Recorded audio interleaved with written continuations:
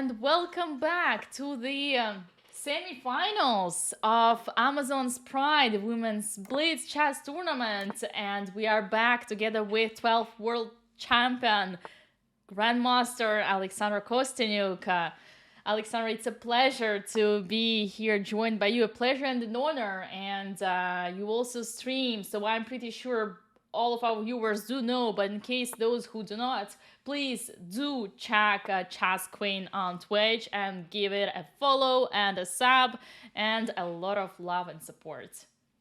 Yes, thank you, Dina. Well, semifinals. Oops, but I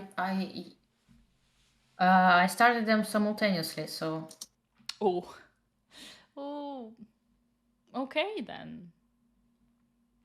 No. Okay. Then. We do what we can. Well, at least we'll finish the party sooner. Yeah. Okay. Well, we'll go. Yeah, but we will have a big after party anyway. We will have one premiere of Huga, Chess Diva's new song. So we will have a lot of action tonight. So, Alexandra, would you prefer to stick to Bevel versus Lagnor game? I think we should watch one game of Katerina versus Alina, and the next one, the second match. Correct. So, and then we'll see. I mean, I still I doubt there are gonna be like too many tie breaks, but you never know, as you've seen from the quarterfinals. From the quarterfinals, we had 4 tie breaks out of 4. Okay, anyway, girls are playing. We see French defense. We saw the French defense between Katerina and Alina, but it looks like the the Petrov defense. This kind of structures, this kind of positions often happen in the Petrov as well as in the Berlin defense, in the Ruy Lopez with Rook E1, but over there the knights are not so well placed for black, of course, on C6.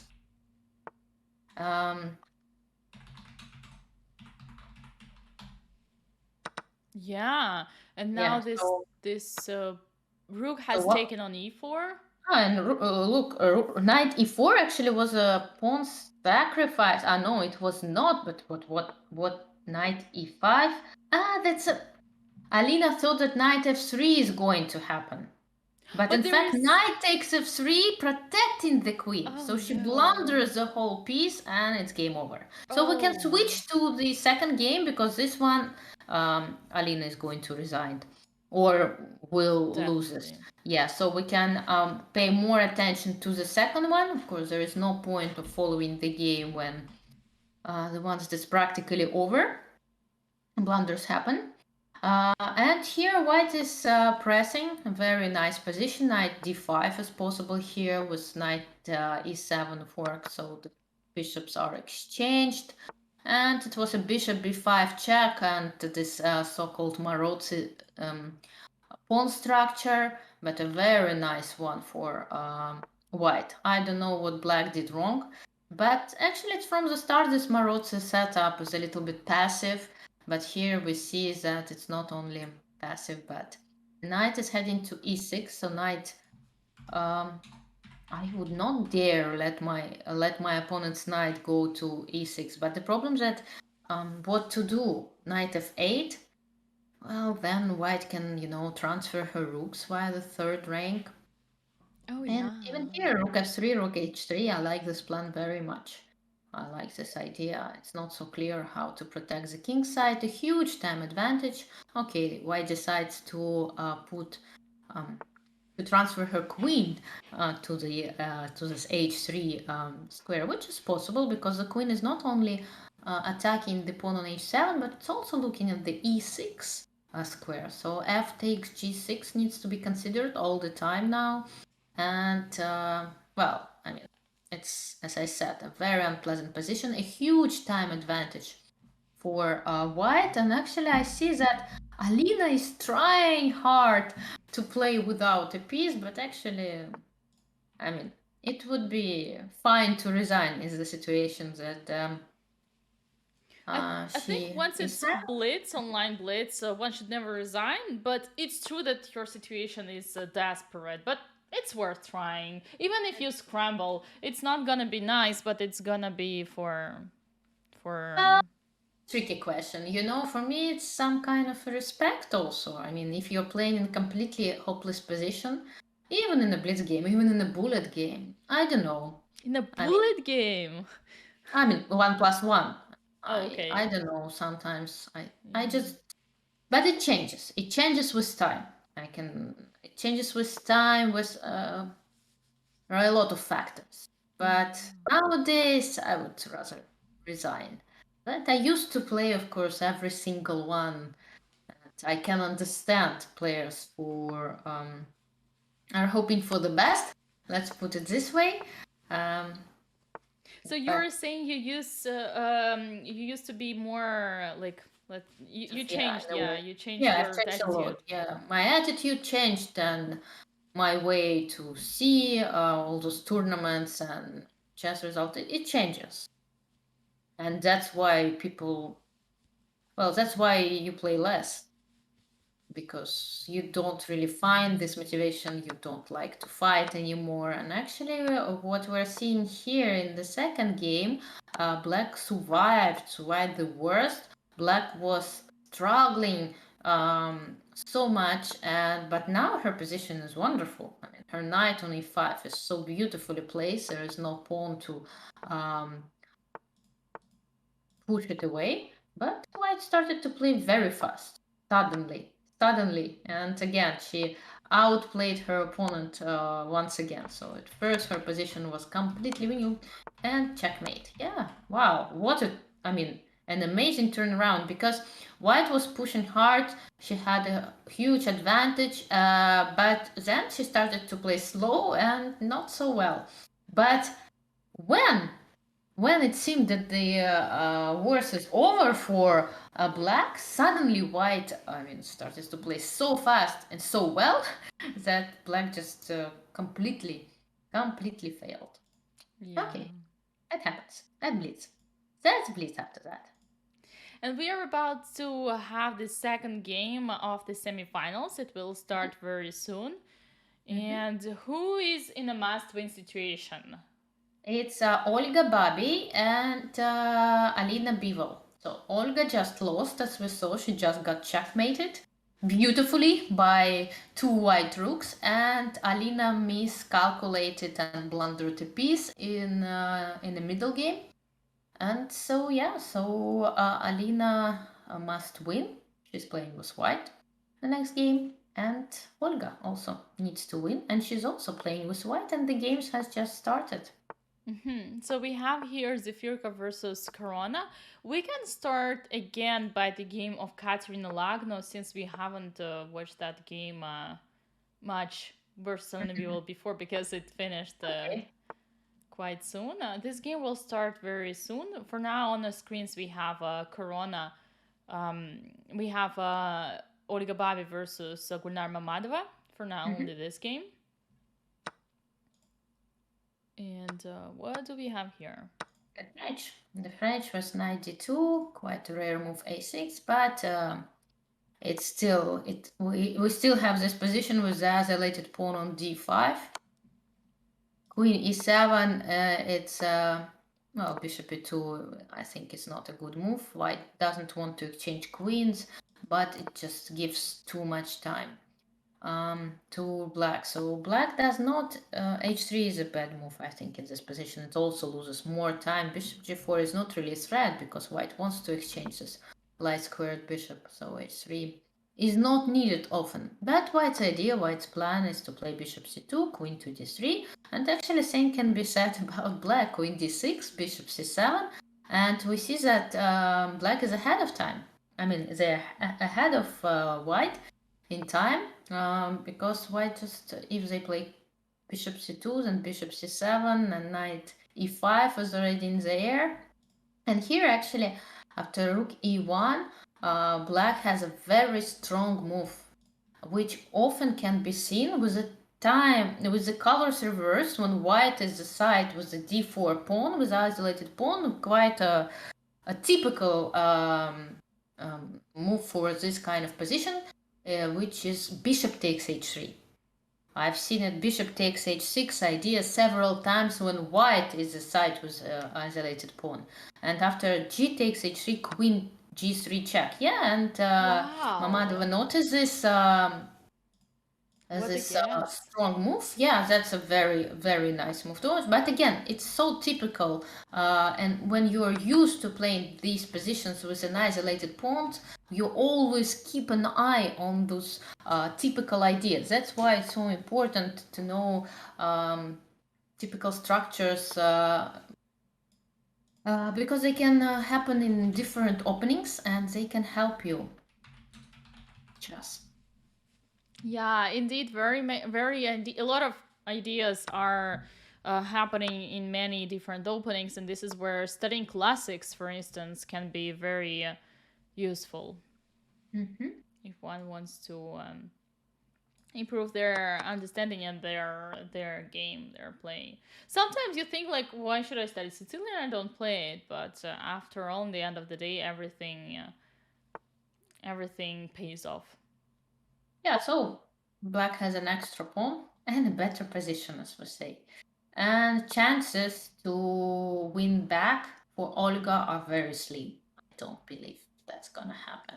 It doesn't look this way. Queen f6 threatening to take on f2, and then queen g5, queen h5 might be a very strong idea. No, black has another idea, which is also very nice. Knight e5. And then... Okay, knight e5, bishop e2. And then... So we need to... Yeah. Okay, bishop g4. Now, I think we have time before. I think this time we can do one by one. Yeah, if you What do say you think? so. Yeah, we can do one by one. We can look at this game once it finishes and then do it as we wanted from the first time. And well, I mean, this one is about to end. And then sure, let's give it a try. We know who is playing white, right? Yeah, Alina Bivel is going to play white in the second one, so. Yeah. Okay, what are the chances in the meantime that Olga Babi needs a draw? No, she lost the first one. Oh, no. Your table on the screen is wrong. No, your table on the screen is wrong. Something is messed up there, but Gulnar won her first game. So the score is 1-0 to Gulnar. And... Okay, yeah, I see. It's confusing.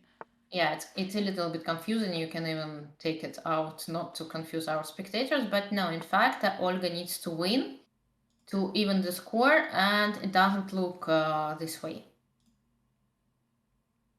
Okay. It doesn't look this way. It doesn't look that it's gonna happen, but well, at least white stabilized her position.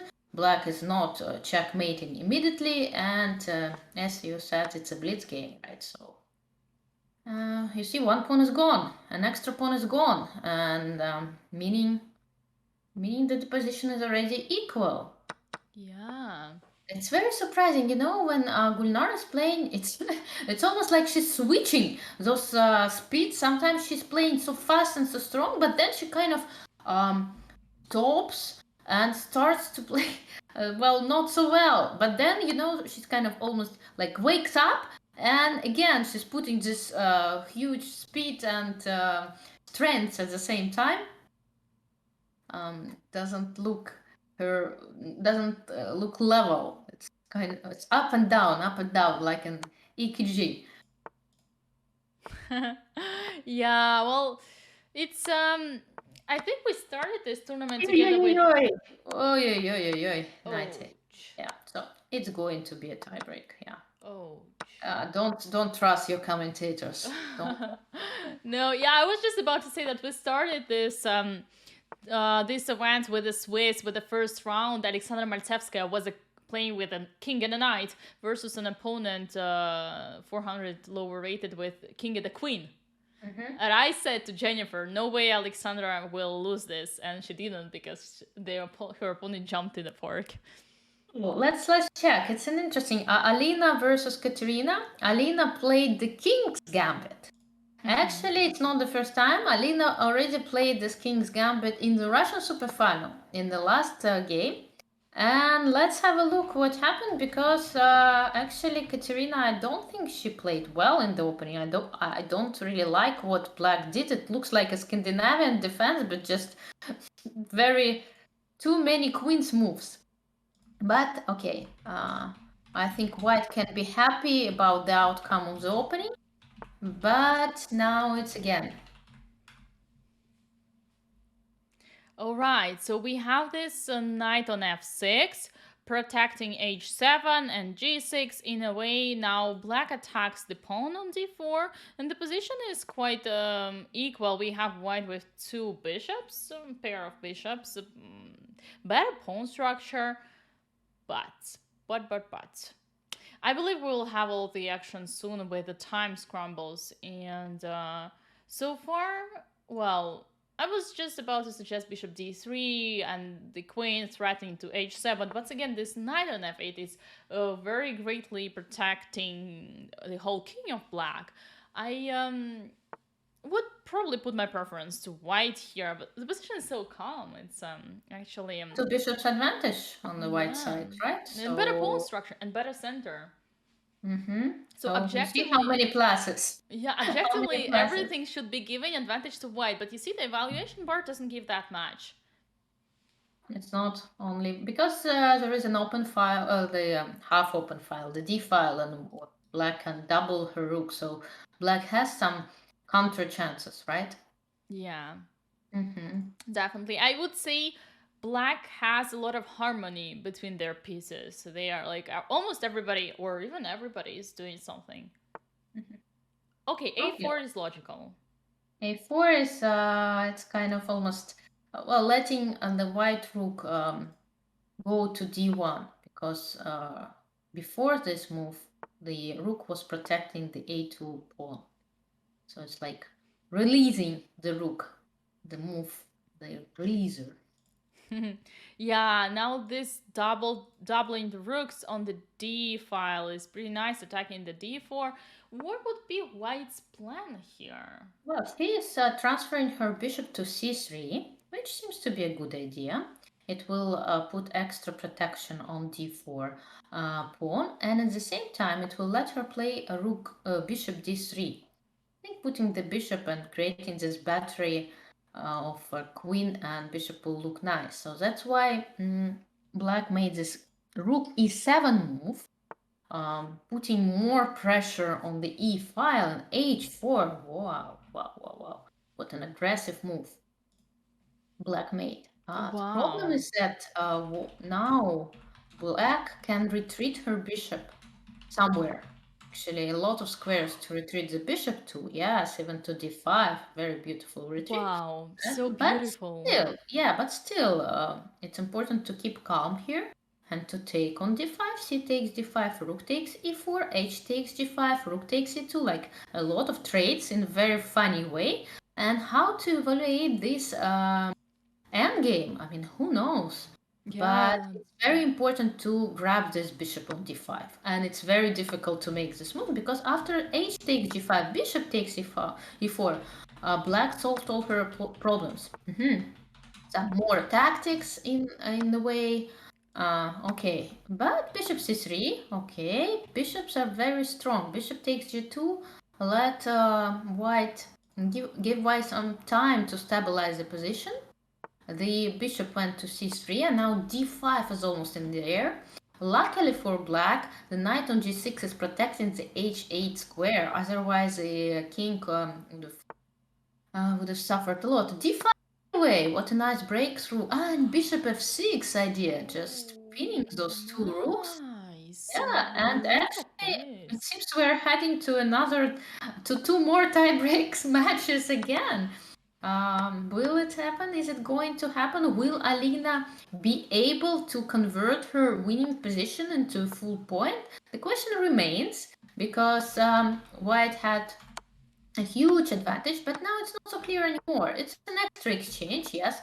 The pawn is a passed pawn, but I'm not sure that this position is won theoretically, although of course it's so much easier to play with white. White just improving her position. Rook h3, careful, rook a7. Yeah, rook a7, and white is about to win. The king takes f6 is coming, and Wow. Alina is about to level the score. Yeah, well here rook h7, rook h8, probably the easiest.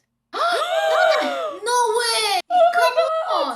No way! Oh, what a Oh pity! no!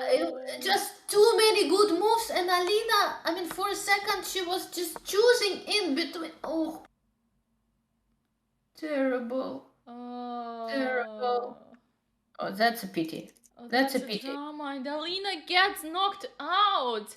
She who Mm-hmm. won the whole Swiss thing gets And knocked she out. was playing wonderfully. I mean, in this game, she managed to keep the tension despite this terrible, I mean, huge tactical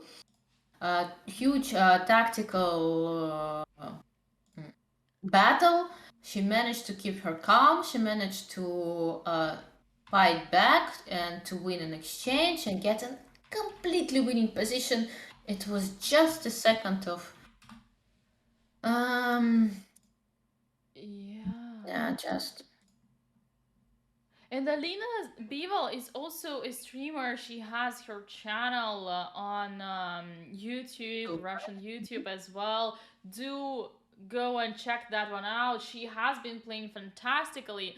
Yeah, and that's also true. She has been suffering lately in this Russian super final, but that also was her very first debut in the super final. So she's a very talented and promising player, and also a streamer, so it's a big pleasure to see her fighting so much. She goes home, as we say now. She's knocked out, but she won the Swiss, so she's gonna have the prize. As far as I remember, we have $500 as a first winning Swiss. It's a nice prize, and I'm pretty sure Alina won't be too upset, even though that was indeed a very big misfortune. yeah, it's a pity. And we have only one tie break that's coming up. Okay, and now we're gonna start it. So Gulnar Amadova is gonna play Olga Babi. There are gonna be two games with 1+1, followed in case of a tie with few more. I don't know how many more decisive games, right? Until there is a result, yeah. Okay, and here we go. The match, the tie-break match just started. Yep, we have it. Gulnar Mamadova with white pieces is facing Olga Babi, and this b3, I believe it became popular not such a long time ago. B3, it's always been, I cannot say that it's a popular setup, but usually you see it after e4, c5, knight f3, e6, b3, right? But in this case, it's just transposed to the system. And here we can say that white got a very pleasant position. Well, it's like a kind of a hedgehog structure, right? Which optically I've always preferred white. But what happened? Where did the pawn go? What on Ooh. e4? My gosh, king h1 was a little bit too calm, too prophylactical, because the pawn was hanging, and after king h1, black just won this pawn, and black has a very good chance to win this game. But of course, with the bishop on b2, looking at the king's position, it's always like tricky. There can be some counterplay. Yeah. How many counterplays have we seen so far Yes, here? how many mouse sleeves? So Yeah. Yeah, you see, Alexandra, this is the thing. Like about resigning and not resigning when playing online, this mouse slip is just a part of the game. It happens so often and no one can be safe you know, without it. yeah, stalemate is also Yeah. happening. I mean, it's a question of you kind of respecting your opponent, but of course, I mean, if you're like, they can say that if you're a real chess player, if you then you should fight till the end, and you should never respect your opponent in a way that you should always expect him or her make mistakes. But it's a very personal question. Yeah, I yeah. don't blame players who do play in hopeless positions, hoping I don't know for what. But for me, it's like playing with two queens down, and yes, you can. There's always a disconnect can happen, and what it will give you joy to win this way. But again, it's very personal, and you can, those dirty moves, like if you're playing in a hopeless position, you kind of blunder your piece, you putting your queen on prise, and hoping that he will make a pre-move, and then you will just win this queen back. Well, okay, but again, what this result is gonna bring you? Yes. Well, I think saying that it's personal decision is very, very much summarizing it. What do we Yeah. have here on the board? Well, it's up and down, and but black still has this extra pawn that she won in the opening. But white is about to play h4 and win the pawn on e3. So that's why h5 I think would have been a good idea. Instead, she decided to go for this a3 pawn. Well, it's a big advantage for black. White has some drawing chances though. She needed to play h5, of course, to secure the king side. Finally, she makes this move, and that's why it would have been better for black to play g6 beforehand. Wow, white proposes a draw. Come on, no. Here also you cannot propose a draw in a position where you're pawn down and you're very close to being lost. And just for me, it's very unethical in a way. But again, you see, it's a personal decision. Maybe White evaluates this position as being drawish. It's well, now it is. Now it is, and you can say, you see, she was right. It's a draw, but I was evaluating this position as being completely winning for black, and for me, such draw offers kind of Mm, They can actually make you lose your concentration, yes, you lose destabilize. time, you press, I mean, you think about it, you go and press this button, it's gonna be a draw, yeah, it's gonna be a draw. It is a draw. And Alexandra, I think I have a flashback to a situation I had on one of your tournaments, one of the first events among us girls, where I accidentally mouse slipped to a draw offer against 1800, and you were commentating that game that moment, and it was Yes, on the what move happened? 10, on the move What 10 is or going? something, Uh-huh. and it happened. So maybe this draw offer was a mouse slip. They're not rematching, right? No, Usually, yeah, usually players rematch if they're playing two games. It just makes lives of arbiters a yeah. little bit easier. He's talking to them. Okay, yeah, we Mhm. will be rematching them. So yeah, you see, eventually it finished in a draw. Right. Yeah, so maybe it was a mild slip. Who knows? You never know. Yeah, so let me rematch. So Gulnara is playing now. Olga is playing white, right? Olga is playing white.